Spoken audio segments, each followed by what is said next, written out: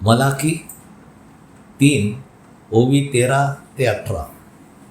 यहोवा देव म्हणतो, तुम्ही माझ्या यहोवा देव या नावाचे भय धरणार तर तुम्हाला इतरांना बरे करण्याचा आत्मा मी देईन. मलाकीला यहोवा देव म्हणतो, तुमचे शब्द माझ्या विरुद्ध कठोर झाले आहेत, तथापि तुम्ही म्हणता आम्ही तुझ्या विरुद्ध काय बोललो आहो. तेव्हा यहोवा देव म्हणतो, यहोवा देवाची सेवा करणे व्यर्थ आहे आणि आम्ही त्याचे आज्ञापालन केले आणि आम्ही सैन्याच्या यहोवाच्या पुढे शोकाची वस्त्रे अंगावर घालून चाललो, त्याचा आम्हाला काय लाभ झाला. तर आम्ही गर्विष्ठांना बघतो, ते सुखी आहेत असे आम्ही म्हणतो. होय, जे दुष्टाई करतात ते वाढवले जात आहेत. ते यहोवा देवाची परीक्षा पाहतात, तरी ते निर्दोष सुटतात. तेव्हा जे यहोवा देवाचे भय धरीत असत ते एकमेकाशी बोलत होते आणि यहोवा देवाने आपला कान लावून ते ऐकले. मग जे यहोवा देवाचे भय धरीत असत आणि त्याच्या यहोवा या नावाचा सन्मान करीत असत त्यांच्यासाठी त्यांच्यासमोर स्मरणाच्या पुस्तकात त्याची नावे लिहिलेली आहेत. आणि सैन्याचा यहोवा म्हणतो, मी हे करीन.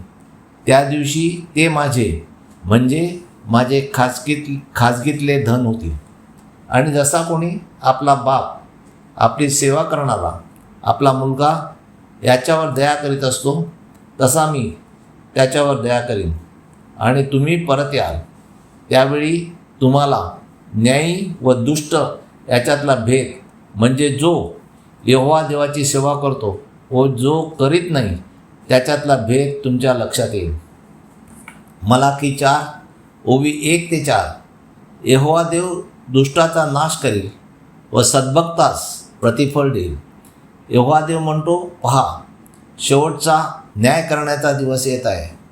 तो भट्टीसारखा जळतो आणि गर्विष्ठ व सर्व दुष्कर्म करणारे त्याच्यामुळे जळून धसकट म्हणजे मुशासारखे होतील.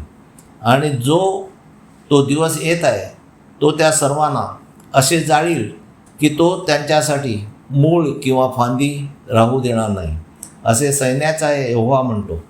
परंतु जे तुम्ही माझ्या यहोवा देव या नावाचे भय धरता त्या तुम्हासाठी न्यायपणाचा सूर्य उगवेल आणि त्याच्या पंखात दुसऱ्यांना निरोगी करण्याचा उपाय आहे. मग तुम्ही गोठणीतल्या वासरासारखे बाहेर पडून आनंदाने नाचत बागडाल. तुम्ही दुष्टास सैतानास तुडवाल, कारण मी आपल्या पवित्र आत्म्याच्या द्वारे हे करीन आणि त्यांना सैतानाला ते तुमच्या पायाखाली राख होतील असे मी करीन, असे सैन्याचा यहोवा देव म्हणतो.